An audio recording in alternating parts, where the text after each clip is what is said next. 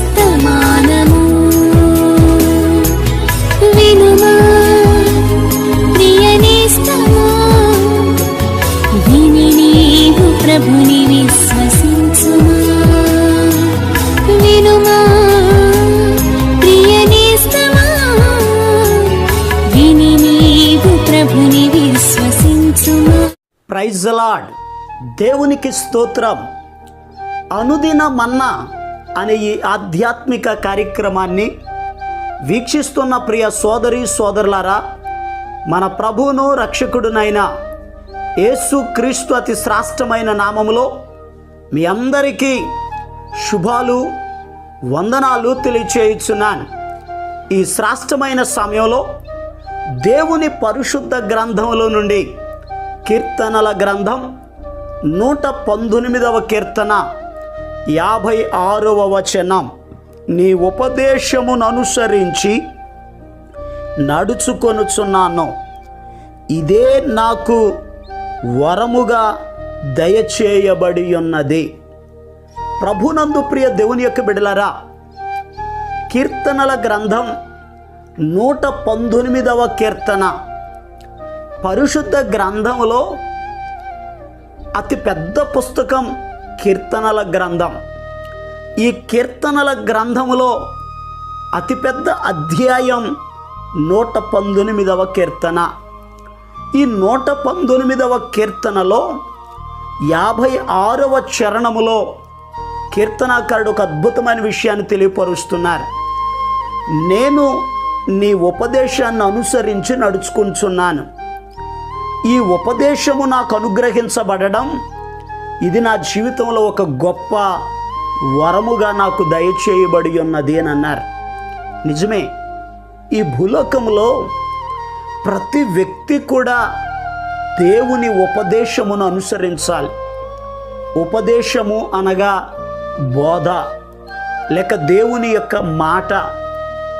ఈ భూలోకంలో ఉన్న ప్రతి వ్యక్తి దేవుని మాటను అనుసరించాలి, దేవుని ఆజ్ఞలను గైకొనాలి, ఆయన ఉపదేశమునకు లోబడాలి. అలా లోబడితే, అనుసరిస్తే వచ్చే మేలేమిటో ఈ సమయం అందు జాగ్రత్తగా ధ్యానం చేద్దాం. చూడండి, మీ పరిశుద్ధ గ్రంథంలో నుండి సామెతల గ్రంథం 1వ అధ్యాయం 33వ వచనం, నా ఉపదేశమును అంగీకరించువాడు సురక్షితముగా నివసించును, వాడు కీడు వచ్చునన్న భయము లేక నెమ్మదిగా ఉండును. ప్రభునందు ప్రియ దేవుని యొక్క బిడ్డలారా, దేవుని ఉపదేశాన్ని అనుసరించుట ద్వారా ఒక వ్యక్తి సురక్షితంగా నివసిస్తాడు. కీడు వచ్చునన్న భయము లేక అతడు నెమ్మదిగా బ్రతుకుతాడు. భూలోకంలో ఉన్న ప్రతి వ్యక్తి యొక్క ఆశ, కోరిక ఇదే.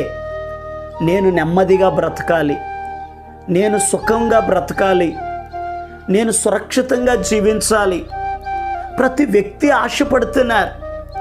ఆ ఆశపడుతున్న వ్యక్తి భూలోకంలో ఎవరెవరి మాటలో విని మోసపోతూ ఉన్నారు. ఒక మనిషి మనుషుల మాటలను కాదు కానీ మనలను సృష్టించిన దేవుని మాటను, ఆ దేవుని ఉపదేశాన్ని అనుసరించినప్పుడు సురక్షితంగా నివసిస్తాం, క్షేమముగా నివసిస్తాం. కీడు వచ్చునన్న భయము లేక నెమ్మదిగా సుఖంగా బ్రతుకుతాం. ప్రియ దేవుని బిడ్డలారా, అందుకే సొలొమోను గారు సామెతల గ్రంథం 3వ అధ్యాయం 1-2 వచనాల్లో ఒక అద్భుతమైన విషయాన్ని తెలియపరిచారు. నా కుమారుడా, నా ఉపదేశమును మరువకము, నా ఆజ్ఞలను హృదయపూర్వకముగా గైకొనుము, అవి దీర్ఘాయువును సుఖజీవముతో గడుచు సంవత్సరములను శాంతిని నీకు కలుగచేయును.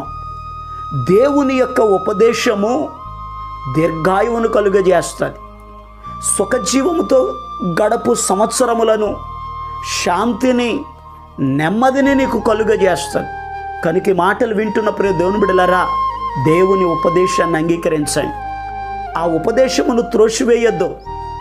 ఆ ఉపదేశమును నీవు అనుసరించుట ద్వారా సురక్షితంగా నివసించడమే కాదు, మరొక ఆశీర్వాదం ఏమిటి అని అడిగితే కీర్తనల గ్రంథం 119వ కీర్తన 100వ వచనములో 104వ వచనములో ఒక అద్భుతమైన విషయం రాయబడి ఉంది.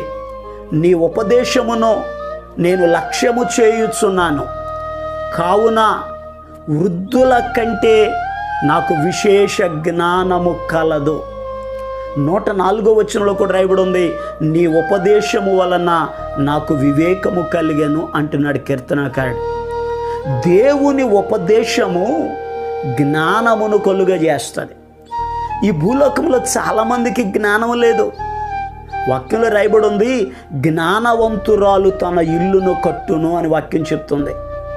జ్ఞానము లేకయే కుటుంబాలు విడిపోతున్నాయి. జ్ఞానము లేకయే ప్రజలు నశించిపోతున్నారు. జ్ఞానము లేకయే అప్పుల పాలైపోతున్నారు. జ్ఞానము లేకయే అనేక మంది వారి జీవితంలో ఇబ్బందులు పడుతున్నారు. కొంతమందికి భర్తతో ఎలా మాట్లాడాలో తగిన జ్ఞానం ఉండదు. బిడలను ఎలా పెంచాలో జ్ఞానం ఉండదు. సమాజంలో చుట్టుప్రక్కల వారితో ఎలా మాట్లాడాలో జ్ఞానం ఉండదు. బంధువులను ఎలా గౌరవించాలో కొంతమందికి జ్ఞానం ఉండదు. సంఘములో కూడా సేవకునితో కానీ తోటి విశ్వాసులతో కానీ ఎలా మెలగాలో ఎలా మాట్లాడాలో జ్ఞానం ఉండదు. జ్ఞానము లేకయే చాలామంది నశించిపోతున్నారు. ప్రియ దేవుని బిడ్డలారా, జ్ఞానం ఎలా కలుగుతుంది? దేవుని వాక్యము మనకు జ్ఞానాన్ని కలుగజేస్తుంది. మీలో ఎవనికైనానో జ్ఞానము కొదువుగా ఉన్న ఎడల అతడు దేవుని అడుగవలెనని వాక్యం చెప్తుంది. జ్ఞానము దేవుని దగ్గర ఉంది. అందుకే అపోస్తులైన పౌలు గారు కొలస్సీ సంఘముతో అంటారు, బుద్ధి జ్ఞానము సర్వ సంపదలు ఆయన యందే గుప్తములై ఉన్నవి అని వాక్యంలో రాయబడి ఉంది. జ్ఞానం ఇచ్చేవాడు ఆయన. ప్రియ దేవుని బిడ్డలారా, దేవుని యొక్క ఉపదేశమును మనం అనుసరించినప్పుడు, అంగీకరించినప్పుడు మనకు జ్ఞానము కలుగుతుంది. మరి ఇంకొక మాటను జాగ్రత్తగా ధ్యానం చేద్దాం. సామెతల గ్రంథం 4వ అధ్యాయం 13వ వచనంలో రాయబడి ఉంది, ఉపదేశమును విడిచిపెట్టక దానిని గట్టిగా పట్టుకొనుము, అది నీకు జీవము గనుక దాన్ని పొందియుండుము అని వాక్యంలో రాయబడి ఉంది. ఉపదేశమును అనుసరించుట ద్వారా జీవములో ప్రవేశిస్తాం, జీవం కలుగుతుంది. ఈ భూలోకంలో ఉన్న ప్రతి వ్యక్తికి ఆశే నిత్య జీవంలో ప్రవేశించాలి అని. నిత్య జీవములో మనం ప్రవేశించాలి అని అంటే దేవుని ఉపదేశమును అంగీకరించాలి. దేవుని మాటే మనలను పరలోకానికి చేరుస్తుంది. యేసు ప్రభు చెప్పారు, నా మాట విని నన్ను పంపిన వాని యందు విశ్వాసముంచువాడు నిత్య జీవములో ప్రవేశించునని ప్రభు సెలవిచ్చారు. ఈరోజు ఈ మాటలు వింటున్న ప్రియ దేవుని బిడ్డలారా, జీవములో ప్రవేశింపగోరిన ఎడల దేవుని ఉపదేశాన్ని అనుసరించాలి. పరిశుద్ధ గ్రంథంలో యేసు ప్రభు ఈ భూలోకంలో సంచరించుచున్న దినాలలో ఒక యవనస్తుడు పరుగెత్తుకుంటూ యేసయ్య దగ్గరికి వచ్చారు. బోధకుడా, నిత్య జీవంలో ప్రవేశించాలంటే నేనే మంచి కార్యం చేయాలో చెప్పు అని అన్నారు. యేసయ్య చెప్పారు, నువ్వు జీవములో ప్రవేశింపగోరిన ఎడల ఆజ్ఞలను పాటించు. అనగా దేవుని మాటకు లోబడు, దేవుని ఉపదేశాన్ని అనుసరించు, నువ్వు పరలోక రాజ్యంలో ప్రవేశిస్తావని అన్నారు. దేవుని మాట పరలోకానికి తీసుకొని వెళుతుంది. ఈ పునరుత్థాన దినమందు ప్రియ దేవుని బిడ్డలారా, దేవుని సన్నిధిలోనికి వెళ్ళండి. ఆయన సన్నిధిలో ఆయన ఆరాధించండి. ఆయన ఉపదేశమును అంగీకరించండి. ఆయన ఉపదేశమును జాగ్రత్తగా గైకొనండి. ఈ ఉపదేశము నీకు క్షేమాన్ని కలిగిస్తుంది.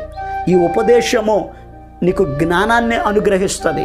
ఈ ఉపదేశము నిత్య జీవానికి నడిపిస్తుంది. ఈ ఉపదేశమే నీ సర్వ శరీరమునకు ఆరోగ్యమును కలుగజేస్తుంది. అందుకే కీర్తనకారుడు అంటారు, నీ వాక్యము నన్ను బ్రతికించెను. వాక్యము బ్రతికించేది. వాక్యము సర్వ శరీరానికి ఆరోగ్యాన్ని ఇచ్చేది. కనుక ఈ ఉపదేశాన్ని పాటించుదాం, అనుసరిద్దాం, గైకొందాం, ప్రభు ఇచ్చే ఆశీర్వాదాలు పొందుకుందాం. దేవుడి మాటలను మన వెనుకడులు ఆశీర్వదించునుగాక. ఆమేన్. ప్రార్థన చేస్తాను. తల వంచండి, కళ్ళు మూసుకోనండి, ప్రార్థనలు ఏకీభవించండి. మహాపరిశుద్ధుడును ప్రేమ కలిగిన మా పరమ తండ్రి, నీకు వందనాలయ్యా. అయా నీ బిడ్డలను మీరు దీవించండి, ఆశీర్వదించండి. భక్తుడు నీ ఉపదేశమును అనుసరించిన రీతిగా నీ బిడ్డలు కూడా అయా నీ ఉపదేశమును అనుసరించేవారిగా, గైకొనేవారిగా, పాటించేవారిగా అయా నీ ఉపదేశమును అనుసరించుట ద్వారా క్షేమాన్ని అనుగ్రహిస్తానన్నావు. అయా ప్రతి కుటుంబానికి క్షేమము కలుగునుగాక, ప్రతి అపాయము నుండి, కీడు నుండి తప్పించండి, బలహీనులను మీరు బాగు చేయండి. యేసు నామములో నీ బిడ్డలు ఆశీర్వదించబడుదురుగాక అని ఆజ్ఞాపిస్తున్నాను. నీ కార్యములు నీ బిడ్డల జీవితాల్లో జరిగించి మేలు చేసి మీరు మహిమ పొందుకొనమని యేసు క్రీస్తు అతి పరిశుద్ధమైన నామం పేరట ప్రార్థన చేసి అడిగి పొందుకొని ఉన్నాము తండ్రి, ఆమేన్. మన ప్రభు అయిన యేసు క్రీస్తు కృప మీకు తోడుగా ఉండి నడిపించును గాక, ఆమేన్. ఈరోజు పుట్టినరోజు మరియు పెళ్లి రోజు జరుపుకుంటున్న వారికి సీసలి మన్నా చర్చి తరపున మా కుటుంబ పక్షముగా మీకు శుభాలు తెలియపరుస్తున్నాం. May God bless you. దేవుడు మీకు తోడుగా ఉండి మిమ్మల్ని ఆశీర్వదించును గాక. దయచేసి గమనించండి, మీ కొరకును మీ కుటుంబం కొరకును దేవుడు మిమ్మలను అభివృద్ధి పరచాలని నిత్యము మేము ప్రార్థన చేస్తున్నాం. ఏమైనా ప్రార్థన అవసరతలు ఉన్న ఎడల ఈ స్క్రీన్ మీద కనబడుతున్న నెంబర్కి ఫోన్ చేసి తెలియపరచండి. ప్రియ దేవుని బిడ్డలారా, అనుదిన మన్నా అనే ఈ వర్తమానాలు మీ స్నేహితులకు, మీ బంధువులకు కూడా షేర్ చేయండి. మన్నా చర్చ్ సీసలి అనే ఈ యూట్యూబ్ ఛానల్ను సబ్స్క్రైబ్ చేయండి. అందరికీ వందనాలు.